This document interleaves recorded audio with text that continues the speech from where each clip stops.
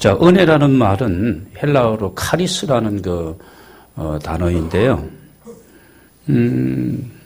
이 단어는 가끔 감사라는 단어와 같이 쓰일 때가 있습니다. 여러분, 은혜가 무엇입니까? 위에 있는 분이, 그분이 하나님이 나에게 주시는 것이 바로 은혜입니다. 카리스, 하나님 내게 주신 은혜, 은사, 이렇게 표현되어집니다. 여러분, 감사는 무엇입니까?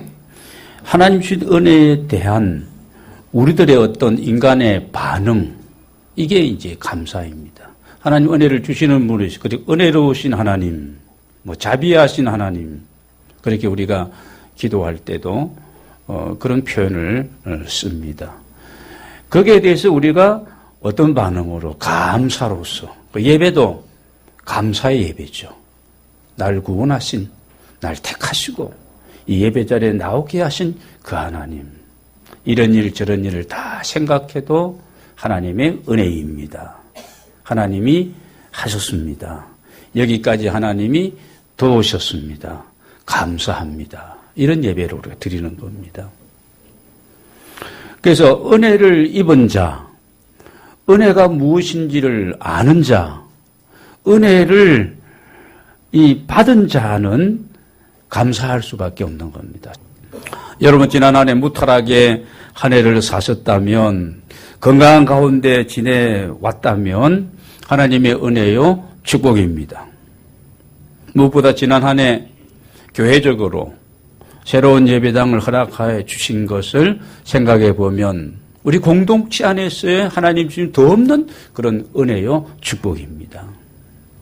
내가 지난 한 해 좀 부족함이 있어서도 직분을 따라 사명을 따라 한 해를 지내게 된 것을 생각해도 하나님 앞에 감사하고 영광을 돌리는 우리 모두가 되어야 할 것입니다. 왜 이렇게 이 은혜와 감사를 강조하느냐 하면, 여러분, 사람이 사는 게 별거 아니에요. 주님이 우리를 택해 주셨고 은혜의 장중에 나를 붙들어 주시니까 오늘의 우리가 이렇게 이 자리에 앉아 있는 것입니다. 병원에서 가서 여러분 진찰을 받는데 별 이상이 없으면 우리 마음에 어떤 생각이 들어요? 아이, 돈 아깝다. 이런 생각이 들어요. 이런 생각. 진짜 감사한 거죠. 정말 감사한 겁니다. 여러분, 우리 주변에는 인생의 겨울을 만난 사람들이 사실 많이 있습니다. 건강의 겨울, 환경 여건이 갑자기 휙 변하는 겁니다. 찬바람이 부는 겁니다. 있던 물질이 하루아침에 사라질 수도 있습니다.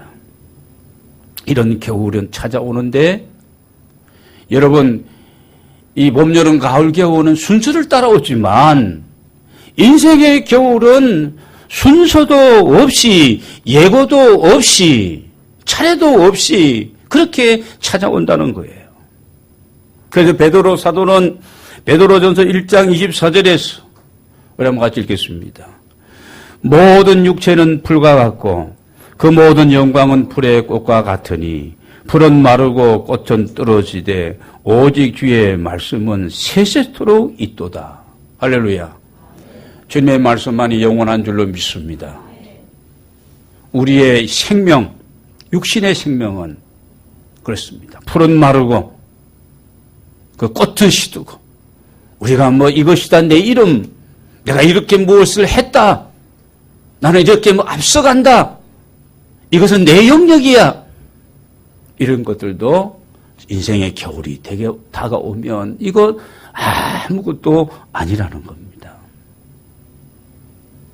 인생의 겨울은 자연의 겨울과는 다릅니다. 언제 올지 아무도 알 수가 없다는 거예요. 그래서 잠언 27장 1절을 보면 너는 내일 일을 자랑하지 말라. 하루 동안에 무슨 일이 일어날지 내가 알 수 없음이니라. 하나님이 그렇게 우리 사람들을 지은 거예요. 내일 일을 우리가 어떻게 알겠습니까?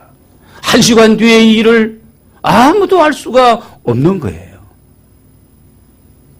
그러면 우리가 인생의 겨울이 오기 전에 어떻게 해야 될까? 겨울이 오기 전에 우리가 해야 될 일은 일반적으로 김치 담고 시골에 있으면 나무도 해도 쬐 놓고 겨울에 군불 떼야 되니까 우리는 보일러로 따뜻하게 틀면 이렇게 되지만 시골은 그렇지 않잖아요. 겨울 준비를 잘 했을 때에 그 눈이 오고 그 추운 겨울을 잘 날 수가 있는 겁니다. 여러분 언제라도 내 인생의 종말이 오더라도 하나님 앞에 설 수 있는 준비된 우리 가족들이 되기를 바랍니다. 준비가 안 된 가운데 인생의 겨울을 맞이하게 되면 어때요? 허무. 한없는 낭떠러지 허무. 뭐 어떻게 좀 회복할 수 없는, 기운을 차릴 수 없는 절망. 그리고 탄식. 여러분, 이런 것들로 괴로울 수밖에 없는 겁니다. 그러나 준비가 되어 있다면 아까 우리 불렀던 찬양, 하늘 위에서 내려오는 그 평화. 여러분, 성령이 내게 주시는 그런 위로하심과 하나님의 나라가 내 앞에 도래하고 있다는 그 소망 넘치게 될 줄로 믿습니다. 자, 여러분 인생의 겨울이 오기 전에 어떻게 된다고요? 준비해야 된다는 거예요. 준비해야 된다. 그럼 어떤 준비를 우리가 해야 할까? 어떻게 어떤 준비를 우리가 해야 될까? 저는 세 가지로 정리를 해보았습니다. 첫째, 가장 우리의 관계에서 중요한 것은 하나님과 나와의 관계입니다. 하나님과의 관계를 제가 단어를 골랐는데 정확히 하자는 겁니다. 정확히. 이건 믿는 것도 아니고 안 믿는 것도 아니고 내가 사는 그리스도인의 내 삶이 넓은 길도 아니고 이건 좁은 길도 아니고 그렇잖아요.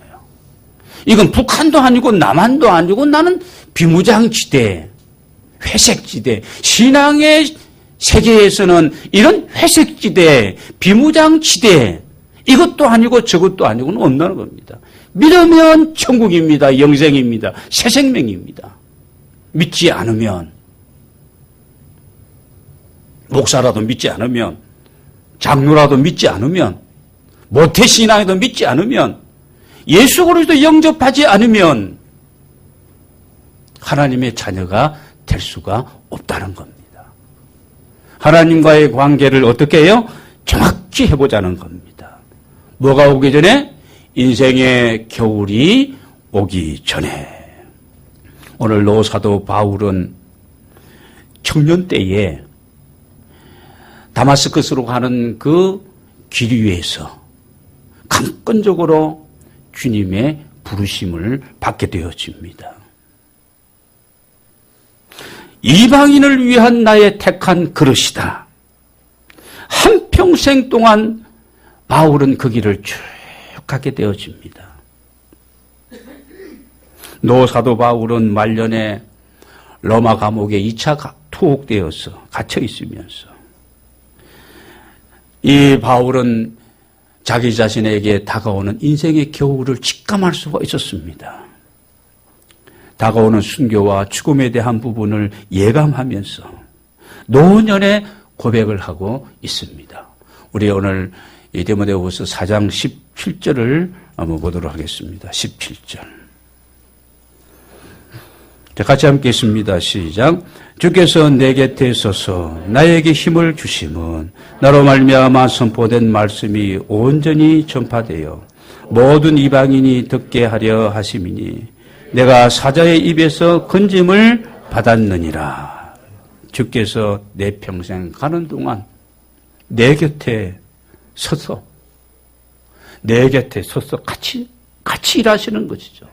나를 부르신 이도 하나님이시고 나를 보내시는 이도 하나님이시고 그분이 내 곁에 서서 나에게 뭘 주시고요? 약할 때 힘을 주시고 여러분 이 고백이 오늘 저와 여러분의 고백이 되어야 할 줄로 믿습니다. 어떻게 준비해야 될까? 하나님 관계에서 정확히 하자. 두 번째, 인간관계를 새롭게 하자는 겁니다. 우리는 남에게 유익을 주는 삶을 살아야 될 사람들인데, 사랑하고 용서하며 섬기면서 살아야 될 사람들인데, 이런 부분들이 저부터 많이 부족한 것이 많습니다. 우리는 이웃의 결핍과 필요를 채워줘야 될 사람들이에요. 이것이 꼭 물질적인 것만을 얘기하는 것이 아닙니다. 내 마음이 있는 곳에, 내 복음이 전해지는 곳에 이런 어떤 정성과 이런 물질과 이런 수고와 헌신과 섬기고 이런 부분도 역시 따라갑니다. 이웃의 필요가 무엇인지를 우리가 헤아려 보면서 내가 만나는 그 사람, 나를 만나게 하신 그 사람들이 다 그 대상들입니다. 내가 그들을 얼마나 섬기고 살피면서 지난 한 해를 살아왔는지 우리가 한번 돌아보면서, 여러분 이 디모데후서 4장에 보면은 9절에 이런 말씀이 나옵니다. 너는 어서 속히 내게로 오라. 대만은 이 세상을 사랑하여 나를 버리고 데살로니가로 갔고, 그리스게는 갈라디아로 갔고, 디도는 달마디아로 갔다. 누가만 나와 함께 있느니라. 내가 올 때에 마가를 데리고 오라. 그가 나의 일에 유익하니라. 오늘 우리가 읽은 이 본문에도 보면은요, 누가 나오면 브리스길라와 이 아굴라 나옵니다. 이 부부가 충성스럽게 바울의 복음사역에 같이 동행하면서, 이 평신도 지도자들입니다. 사역자들입니다. 계속 동행하면서 끝까지 변함없이 이렇게 주의 복음을 위해서 같이 동행하며 같이 헌신하고 같이 충성하는 이 종들이죠. 부부가 신앙이 아주 비슷합니다. 비슷해서 어떤 때는 아굴라와 브리스길라, 아굴라가 먼저 나올 때도, 어떤 때는 브리스가가 먼저 나올 때도 있고 그런 사람들입니다. 오네시보로의 집에 문안을 하라. 에라스도는 고린도에 머물러 있고 드로비모는 병들어서 밀레도에 두었느니. 너무 과로했어. 드로비모는 지금 그렇게 휴가 중에, 수양 중에 있고, 너는 겨울 전에 어서 오라. 여기 또 다른 사람들 이름들이 쭉 나오고 있습니다. 여기서 무슨 얘기를 하고 있느냐 하면은, 사도 바울은 지금까지 자기와 함께 했던 많은 사람들 만나고 헤어지고 그랬는데, 14절을 보면은요, 14절. 제가 읽겠습니다. 구리 세공업자 알렉산더가 내게 해를 많이 입혔으니, 자신을 힘들게 했다는 겁니다. 주께서 그 행한 대로 그에게 갚으시리니 너도 그를 주의하면 좋겠다. 그가 우리 말을 심히 대적하였느니라. 이 바울과 디모데가 하는 말은 전부 예수 그리스도의 복음이거든요. 이걸 그냥 뒤바꾸어서 자꾸 이렇게 말하게 되어지고. 16절입니다. 내가 처음 변명할 때에, 복음을 전하고 변정하고 이렇게 전도할 때에 나와 함께한 자들이 하나도 없고 다 나를 버렸으나 그들에게 허물을 돌리지 않기를 원하노라. 인간관계를 새롭게 하고 있는 바울의 모습을 우리가 보게 되죠. 바울의 성격이 강직합니다.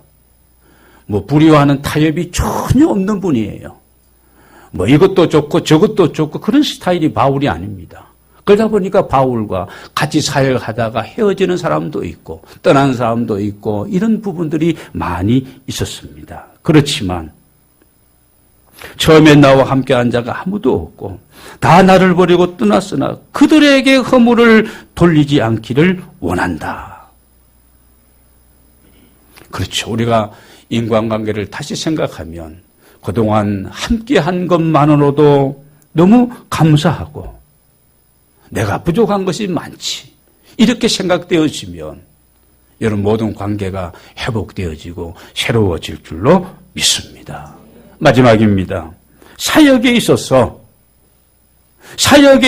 최선을 다했는, 왜? 인생의 겨울이 오기 전에 하나님과의 관계를 정확히 하고 인간관계를 새롭게 하고 그 다음에 하나님 앞에 우리가 맡은 일들을 감당할 때에 최선을 다하는 오늘 저와 여러분이 되기를 원합니다. 디모데후서 4장 7절 8절을 보면 우리 한번 이건 같이 읽으면 너무 좋겠습니다. 우리의 고백이 되기를 원합니다. 디모데후서 4장 7절 8절 같이 읽겠습니다.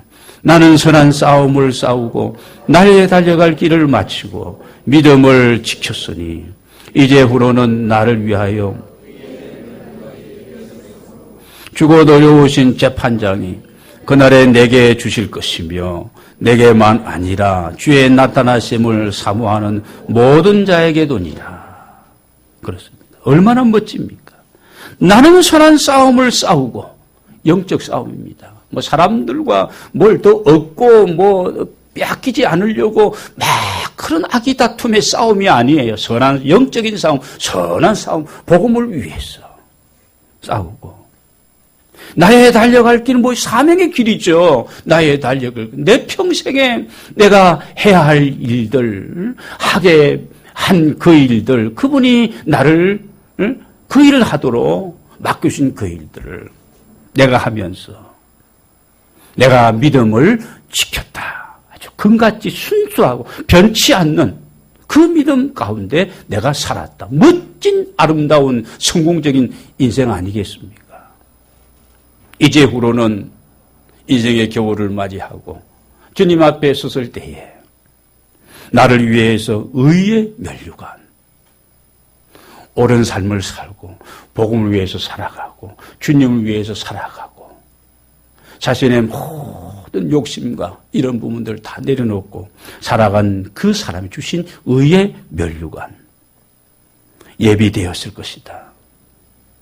내게만이 아니라 이런 주님의 다시 오심을, 주님 앞에 설날 그날을 사모하고 사는 모든 사람에게도 동일한 이 사역에 있어서 최선을 다하고 충성을 다한 사람에게 모두에게 준비된 무슨 면류관요? 의의 면류관, 영광의 면류관, 생명의 면류관, 썩지 아니하는 그 면류관을 다 주실 것이다.